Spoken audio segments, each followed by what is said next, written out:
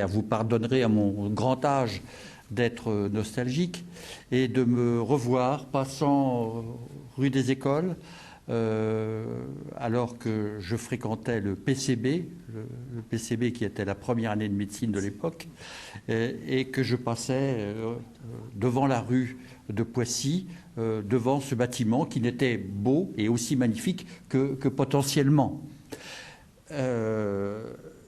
Et je fréquentais assidûment le PCB, la rue Cuvier, où se déroulait cet enseignement, parce que avait eu lieu la veille de ma première année de médecine, de ce PCB, avait eu lieu la remise du prix Nobel de médecine à messieurs Watson et Crick pour la découverte de la double hélice d'ADN. Et je vous prie de vous transporter par la pensée dans l'esprit d'un jeune homme de 16-17 ans qui voyait dans cette découverte quelque chose d'absolument prodigieux. Enfin, la vie allait se révéler comme ça, devant nos yeux, tel un Lego avec ses pièces rouges, les molécules d'ATP, avec ses pièces blanches, les molécules de désoxyribose, avec ses pièces vertes, les bases puriques et pyrimidiques. Je parle sous le contrôle de plus savants que moi ou ayant de meilleurs souvenirs de leur première année de médecine. Et ce mécanisme, cette double hélice d'ADN, si magistralement décrite par Watson et Crick, allait nous donner, dans mon cerveau de jeune homme, la compréhension de ce qu'elle est.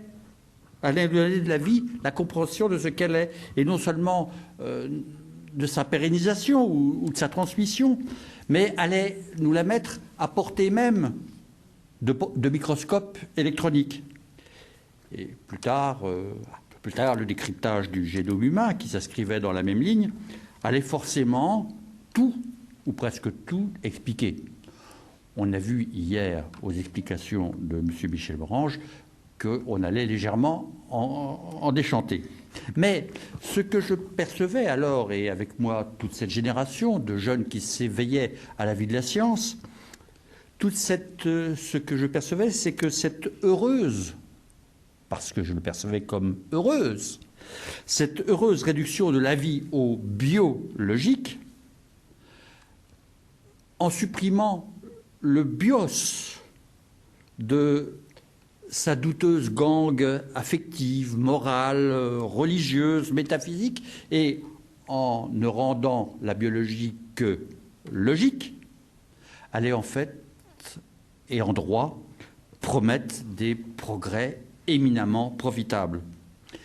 Je ressentais que la purification, la catharsis de la science et de la technique, leur définitive et irrévocable séparation d'avec un univers si pollué de sentiments humains, de métaphysique inutile ou de religiosité engluante, allait enfin révéler la vraie nature de la vie, allait enfin révéler la vraie nature de la science, qui était, je n'en doutais pas, A, religieuse, A, métaphysique et A, morale.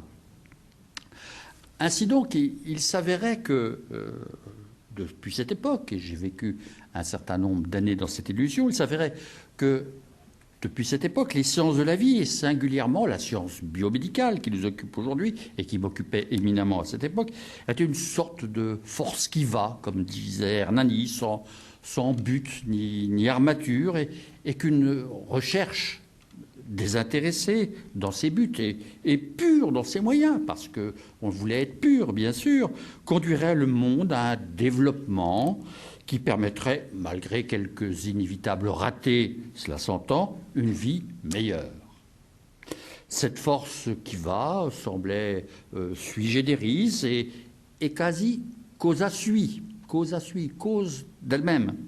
Les sciences de la vie seraient, croyais-je, intrinsèquement amétaphysique. Et la métaphysique était sans doute une vieillerie dépassée et ne comporterait d'autre morale que celle de la recherche de la vérité, c'est-à-dire de l'adéquation de la pensée à son objet, c'est-à-dire qu'elle rejetterait fondamentalement tout obstacle de nature métaphysique ou religieuse à leur développement.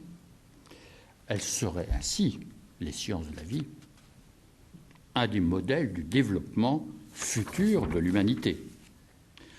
Bien sûr, le temps a passé, presque un demi-siècle, mais c'est maintenant le temps pour moi de m'inscrire en faux contre cette croyance, car c'est bien d'une croyance dont il s'agit, une croyance largement partagée, si j'en crois ce que vient de dire Madame Quignot, qui a fait état de l'opinion publique à cet égard, mais cette croyance de nature quasiment eschatologique, je m'inscris en faux contre elle.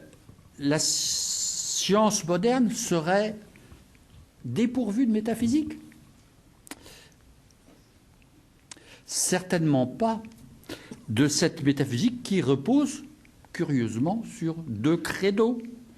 Le premier credo postule que le monde est intelligible et qu'il est décryptable dans sa totalité en termes de raison pure.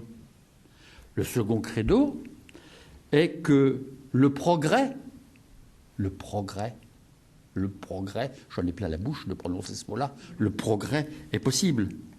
Et je pense maintenant que ce ne sont pas une pensée amétaphysique, une pensée anti-religieuse ou a-religieuse, ou une amoralité revendiquée qui constitue les adversaires de ceux qui pensent que l'homme est intrinsèquement religieux, métaphysique et moral, car ces adversaires n'existent tout simplement pas.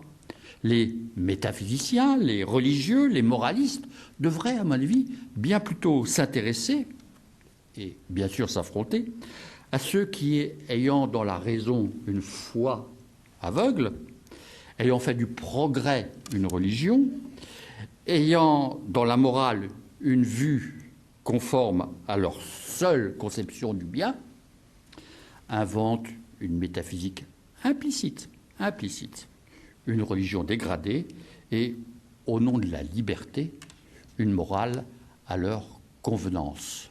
J'avais écrit à leur botte, mais je trouve que le mot convenance est quand même plus correct et plus susceptible de consensus.